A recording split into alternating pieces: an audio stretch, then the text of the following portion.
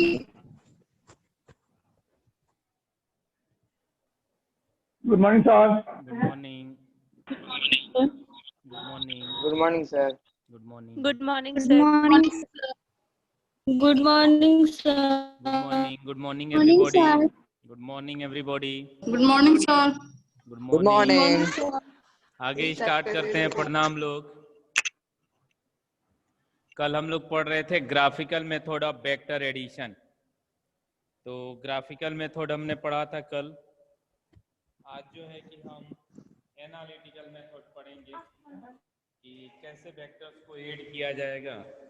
उसके लिए हम एनालिटिकल मेथड देखेंगे।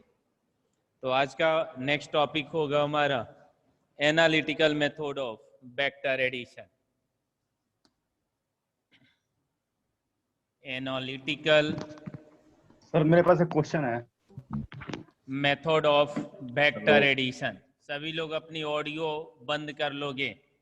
Analytical method of vector addition. हमें वेक्टर को ऐड करने के लिए एनालिटिकल मेथड हमें जानना है। हमने कल ग्राफिकल मेथड पढ़ा और ग्राफिकल मेथड में हमने पढ़ा triangle law of vector addition, parallelogram law of vector addition and polygon law of vector addition. Now we will learn analytical method of vector addition. तो analytical method of vector addition भी दो अलग अलग तरीके से हम देखेंगे, ट्राइंगल लॉ और पैरेललोग्राम लॉ। तो फर्स्ट हम इसमें लेकर के चल रहे हैं कि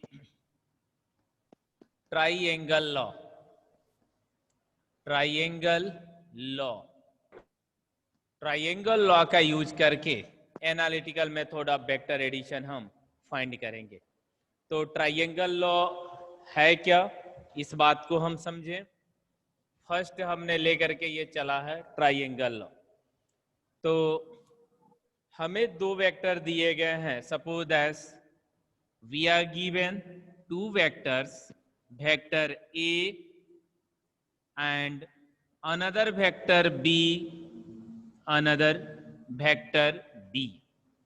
हमें ये दो वेक्टर दिए गए हैं और इन दोनों वेक्टर को अगर ऐड करना हो, रिजल्टेंट वेक्टर फाइंड करना हो, तो ए के टेल से बी के हेड को हम ज्वाइन कर देते हैं। ए के टेल से बी के हेड को हम ज्वाइन करेंगे और ज्वाइन करने के बाद जो वेक्टर मिलता है, इसी वेक्टर को हम रिजल्टेंट वेक्टर आर कहते हैं, जो कि ए और बी के सम के इक्वल होता है। कंसीडर कर ले रहे हैं कि वेक्टर ए और वेक्टर बी के बीच का जो एंगल है, यह एंगल थीटा है। यहाँ पॉइंट ओ है। ओपी जो है वेक्टर ए को रिप्रेजेंट कर रहा है। पीक्यू जो है वेक्टर बी को रिप्रेजेंट कर रहा है। आप क्यू से जो है यहां से ओपी वाली लाइन को आगे बढ़ाते हो और क्यू से नॉर्मल इस पर आप ड्रॉ कर देते हो। ये नॉर्मल आपने ड्रॉ कर दिया तो आप ये देखोगे यहां पर पी एन क्यू एक राइट एंगल ट्राइंगल बना। हमें इसी फिगर का यूज करके आर के लिए मैथमेटिकल रिजल्ट ऑब्टेन करना है और जो मैथमेटिकल फार्मूला आएगा, उसी फार्मूले का यूज करके सिंपली हम फार्मूले से किन्हीं दिए गए दो वेक्टरों को ऐड कर पाएंगे। अब बार बार जो है कि हम फिगर बना करके वेक्टर्स को ऐड करें, ऐसा पॉसिबल नहीं है। तो हम एक फार्मूला डिराइव करने वाले हैं, रिजल्ट ऑब्टेन करने वाले हैं, जिस रिजल्ट का यूज करके दो वेक्टर्स को हम ऐड कर सकते हैं। तो हमने ये ट्राइंगल ला लिया और ट्राइंगल ला में हमें वेक्टर ए और वेक्टर बी दिया गया है और ट्राइंगल ला का यूज करके रिजल्टेंट वेक्टर आर हमने ऑब्टेन कर लिया। थोड़ा सा हमने एक्स्ट्रा काम किया है, इस ओपी लाइन को आगे बढ़ाया है और यहाँ क्यू से जो है कि नॉर्मल ड्रॉ करके पी एन क्यू एक राइट एंगल ट्राइंगल ऑब्टेन कर लिया है।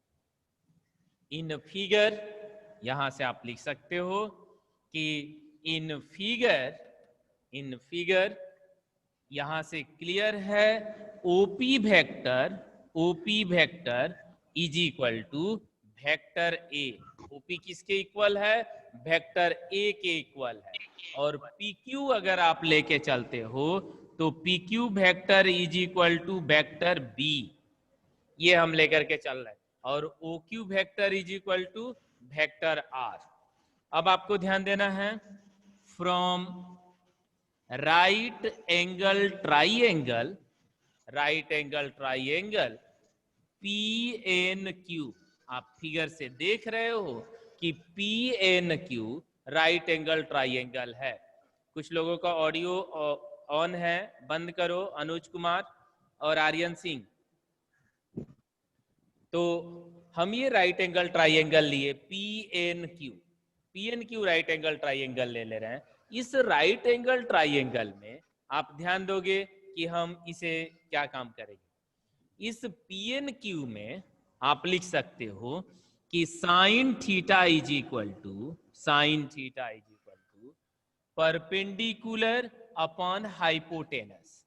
तो इस राइट एंगल ट्राइएंगल में sine theta is equal to perpendicular, it mean that N Q, और अपॉन हाइपोटेनस मतलब P Q, hypotenuse means P Q.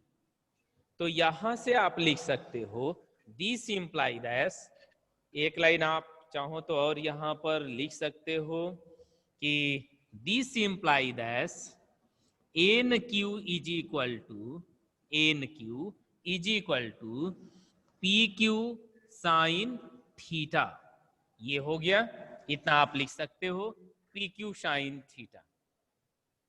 या दिस इम्प्लाई दैट, बस एक लाइन और नीचे लिख रहे हैं, दिस इम्प्लाई दैट, आप देखोगे एन क्यू, तो एन क्यू ही आपने रहने दिया। पी क्यू को आप बी लिख सकते हो ना, पी क्यू को आप बी लिख सकते हो।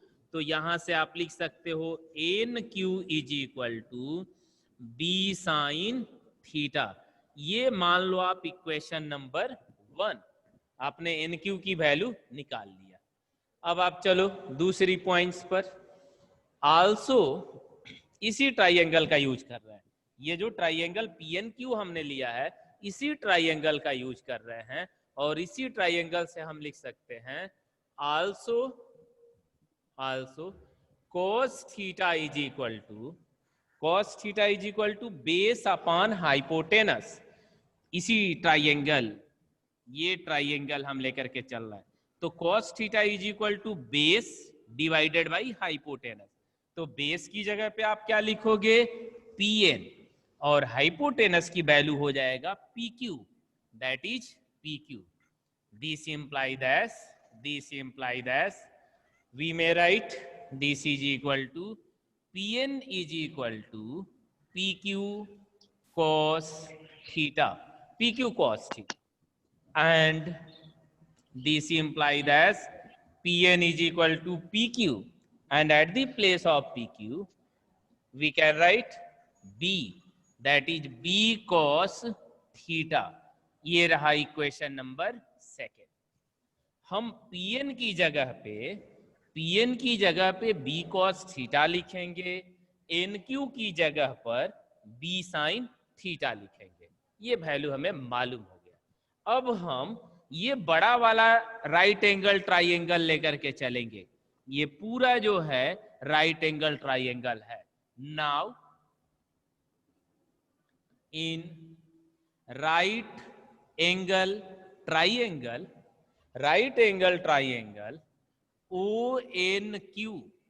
ONQ अगर राइट एंगल ट्राइएंगल लेकर के आप चलते हो तो ONQ राइट एंगल ट्राइएंगल में देखो आप क्या यूज करोगे? Pythagoras theorem. हाइपोटेनस का square is equal to perpendicular square plus base square. Hypotenuse square is equal to perpendicular square plus base square. तो यहां हाइपोटेनस की जगह पे OQ है, तो आप लिखोगे OQ square is equal to, ध्यान देना है, perpendicular square is equal to ये sorry hypotenuse square is equal to perpendicular square plus base square. Base की जगह पे क्या लिखा जाएगा? ओ एन स्क्वायर और फिर प्लस एन क्यू स्क्वायर या this is equal to O Q square. At the place of O Q we may write R, that is OQ square means R square is equal to ON square. ON at the place of ON we can write OP plus PN. तो ON square is equal to OP plus PN का whole square फिर plus NQ square या this implied as R square is equal to A plus B के whole square पे हम इसे expand कर देंगे तो A स्क्वायर फिर plus B square plus 2AB फिर प्लस NQ स्क्वायर। मुझे उम्मीद है एकदम अच्छे से समझ में आ रहा होगा। फिर आप क्या करोगे? वैल्यूज पुट कर दो तो this is equal to R square is equal to OP। ध्यान देना है, OP की जगह पे आप क्या लिखोगे? Vector A। OP की जगह पे A आप लिखोगे तो OP square it mean that A square फिर प्लस PN स्क्वायर। श्रेयांश बोलोगे PN की जगह पे क्या लिखें? श्रेयांश बोलोगे? श्रेयांश? Yes sir. हाँ बोलो कि PN की वैल्यू क्या लिखें?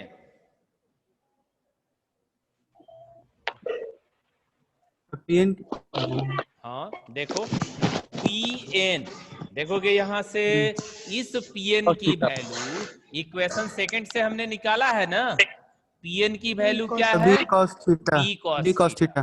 तो PN square means B square cos square theta. तो ये हो जाएगा B square cos square theta. सही है ना?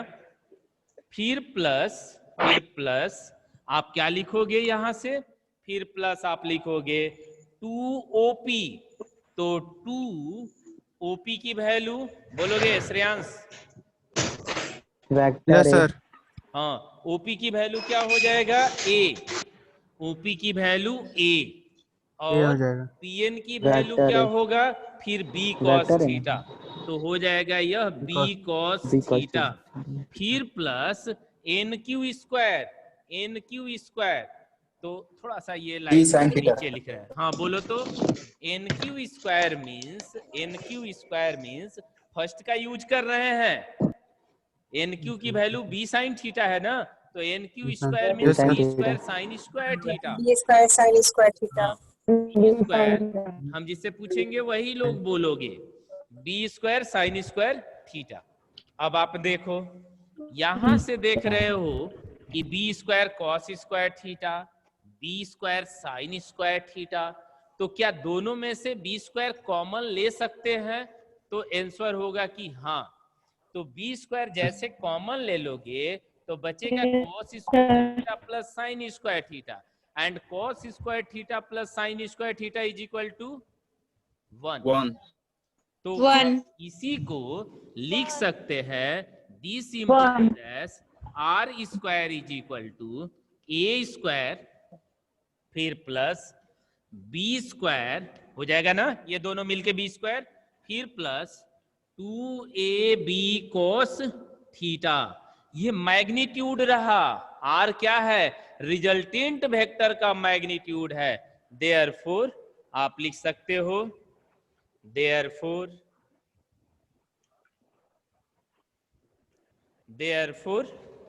यहां से हम लिख सकते हैं कि therefore magnitude of resultant vector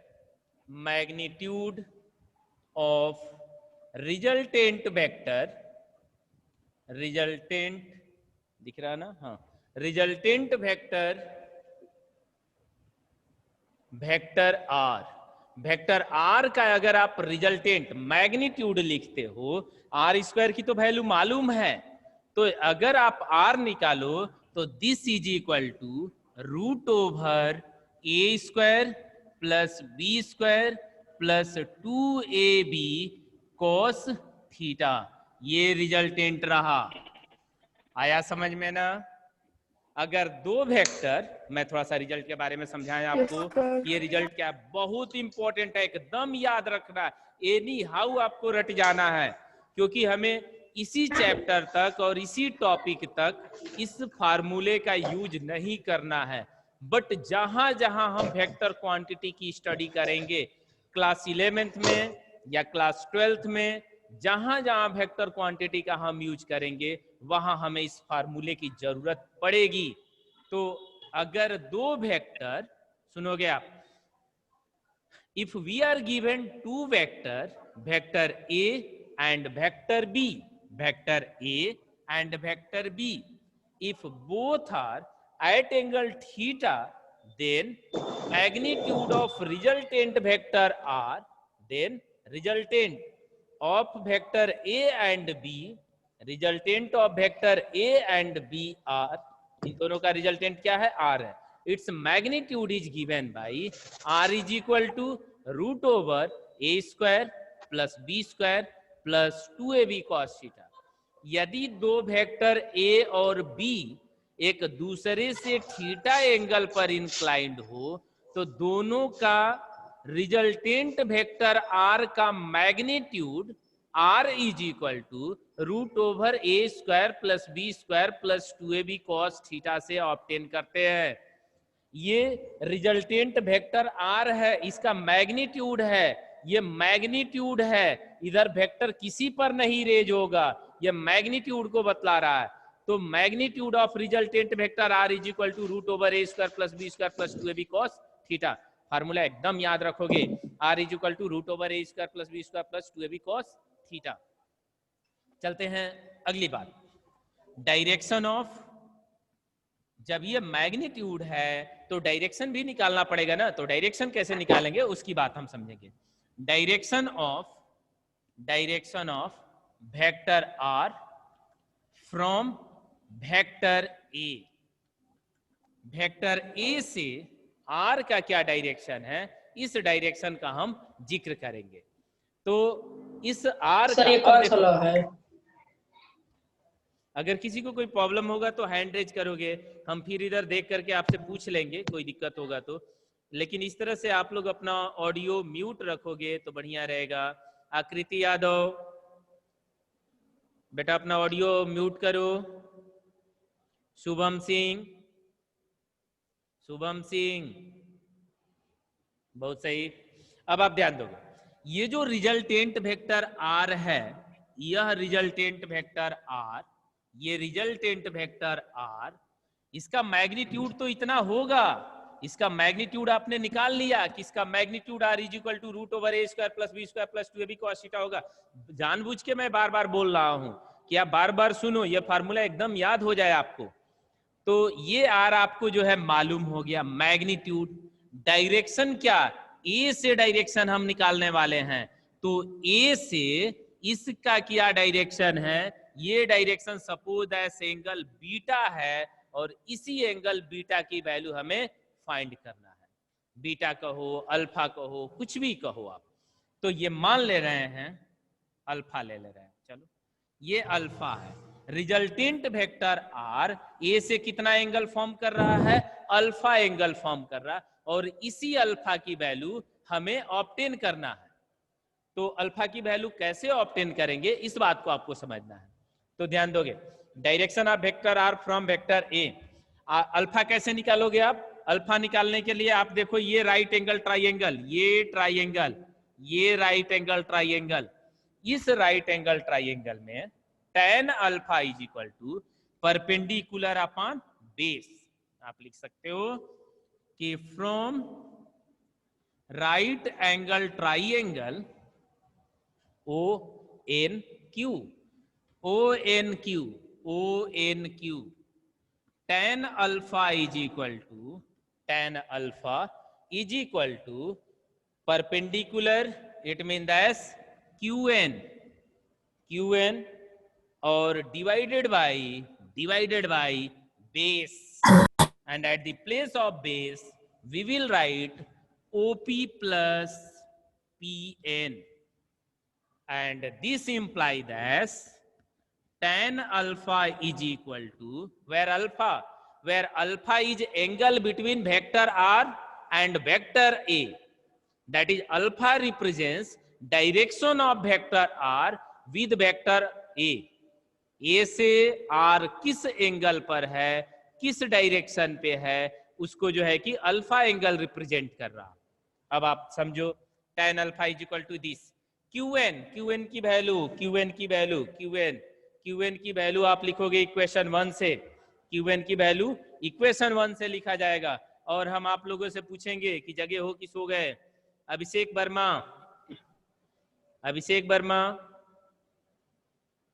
yes sir. अभिषेक वर्मा, हाँ बतलाओगे बेटा? हाँ सर। क्यूएन की वैल्यू क्या लिखें? क्यूएन की वैल्यू क्या लिखें? ये दिख रहा है लाइन, ये आपको दिख रहा है इक्वेशन 1,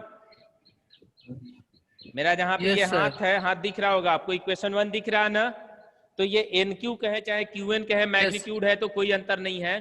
तो इसकी वैल्यू क्या लिख सकते हैं? क्यूएन की वैल्यू बी साइन थीटा, हाँ बी साइन थीटा हम लिखेंगे। तो ये हो जाएगा बी साइन थीटा और डिवाइडेड बाई ओपी, और ओपी की वैल्यू बतलाओगे सौरभ?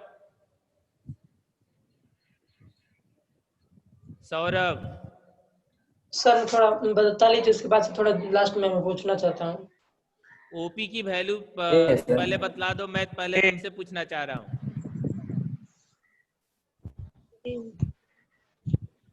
चलो दूसरे लोग बताओ, ओपी की वैल्यू क्या लिखोगे? वेक्टर ए नहीं, अभी यहाँ पर हम केवल मैग्नीट्यूड यूज कर रहे हैं, वेक्टर नहीं लिखेंगे, और लिखेंगे ए। आप प्लस पीएन की वैल्यू क्या लिखोगे आप? B cos theta. बहुत सही, बी कॉस थीटा, बहुत बढ़िया, बी कॉस थीटा। तो यहां से tan अल्फा की वैल्यू क्या आ गया? tan alpha is equal to B sine theta upon A plus B cos theta. ये हो गया इक्वेशन नंबर 3, एक रिजल्ट है, और ये हो गया इक्वेशन नंबर 4। तो यहां तक जो है कि ये क्लियर रहा, ये आपने जो है कि ये समझ लिया कि ये जो है कि tan alpha is equal to कितना? tan alpha is equal to B sine theta upon A plus B cos theta. एकदम ये दोनों रिजल्ट आपको याद रखना है, एनी हाउ आपको रट जाना है कि यदि दो वेक्टर ए और बी एक दूसरे से थीटा एंगल पर इंक्लाइंड हो तो उसका resultant magnitude R is equal to root over A square plus B cos theta, and direction of resultant vector R with vector a is given by tan alpha is equal to b sin theta upon a plus b cos theta। ये direction के लिए result है और ये जो है magnitude के लिए रिजल्ट है। तो ये टॉपिक अभी कंप्लीट हो गया। अब चलते हैं, ये जो मेथड रहा ये ट्राइंगल लॉ के लिए रहा, ये ट्राइंगल लॉ के लिए। मैग्नीट्यूड वाला एक बार बताइए शुरू में था, मैं नहीं था तो अच्छा ठीक है, अब यही टॉपिक सेम टॉपिक आप सुनोगे। अब ऑडियो आप म्यूट कर लो, आपकी प्रॉब्लम दूर हो जाएगी। अगर आप लेट से भी जुड़े हो तो कोई दिक्कत नहीं होगा, फिर से हम यही पूरा टॉपिक पढ़ाने वाले हैं। ये जो है कि ट्राइंगल ला रहा, अब हम किसी दिए गए दो वेक्टर को पैरेललोग्राम लॉ मेथड से ऐड करेंगे। पैरेललोग्राम वाले तरीके से हम दिए गए दो वेक्टर को ऐड करेंगे। कैसे ऐड करेंगे अब इस बात को समझना है। तो अब हम चलेंगे एनालिटिकल मेथड में ही चलेंगे, लेकिन इस बार जो मेथड होगा parallelogram law of vector addition होगा। तो हम आ जा रहे हैं parallelogram law of vector addition पे। आप चाहो तो स्क्रीनशॉट ले सकते हो नोट्स के लिए। तो एक बार आप एक सेकेंड यहां तक आप स्क्रीनशॉट ले लो, स्क्रीनशॉट ले लो, यहां तक एक नोट्स ये हो जाएगा। हो गया सर। हाँ, फिर ये लास्ट वाला जो है कि पेज का जो है, ये जो है लास्ट रिजल्ट का जो है कि एक बार स्क्रीनशॉट ले लो। अब हम शुरू वाले पे आएंगे, parallelogram law of vector addition से। हाँ, अब चलते हैं, अब हम पढ़ेंगे parallelogram law of vector addition. तो parallelogram law of vector addition पे आते हैं। सेकंड हम पढ़ेंगे, सेकंड है parallelogram law of vector addition, दूसरा analytical method, second analytical method. Second क्या एनालिटिकल मेथड है? Parallelogram law, parallelogram law, law of vector addition. लेकिन कैसे, कौन सा method? Analytical method. Parallelogram law of vector addition, इसका जो है कि यूज करके हम एनालिटिकल मेथड यूज करेंगे। तो अब आप समझोगे, यहां हम क्या कर रहे हैं, ये अब फिगर मिटा दे रहे हैं, ये तो ट्राइंगल मेथड के लिए था। अब हमें दो वेक्टर दिया गया है, सपोज एज ये वेक्टर ए है, ये वेक्टर ए है,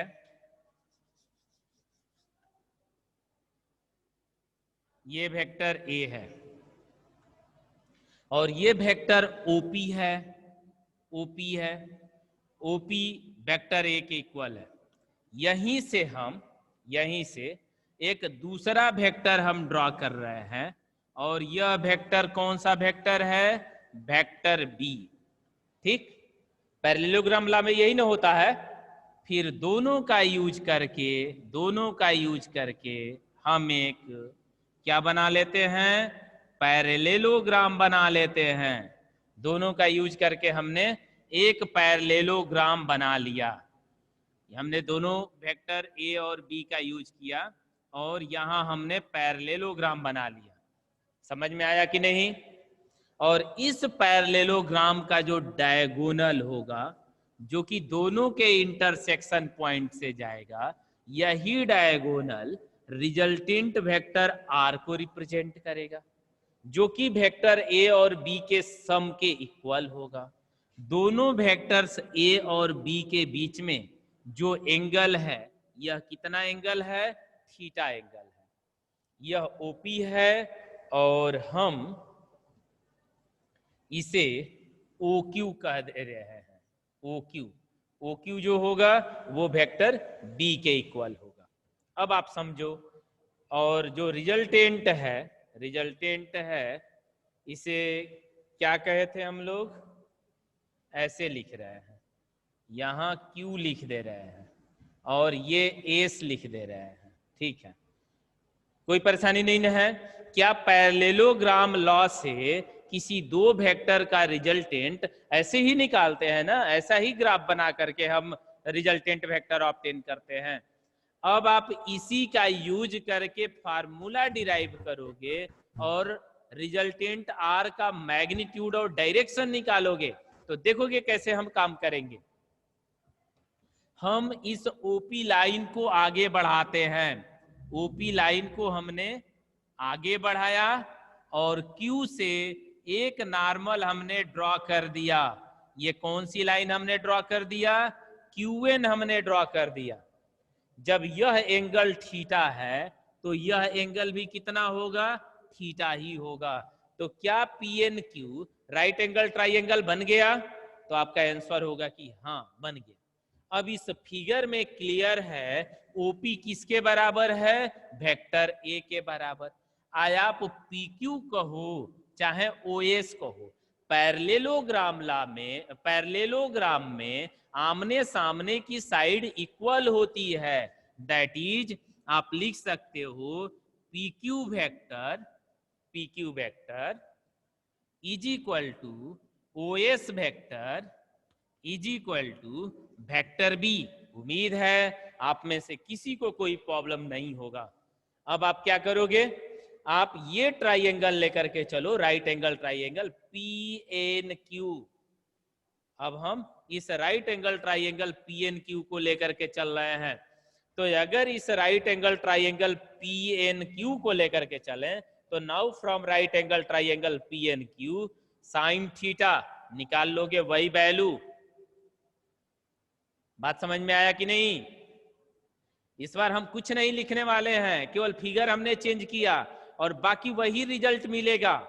तो P N Q right angle triangle में sine theta is equal to perpendicular upon hypotenuse. जो लोग थोड़ा सा लेट से जुड़े थे वो भी ध्यान दोगे, समझ में आ जाएगा। तो परपेंडिकुलर अपॉन हाइपोटेनस या N Q is equal to P Q sine theta या N Q is equal to B sine theta. ये हो गया इक्वेशन नंबर 1। अब हम क्या करेंगे, also from this triangle P N Q cos theta is equal to base upon hypotenuse.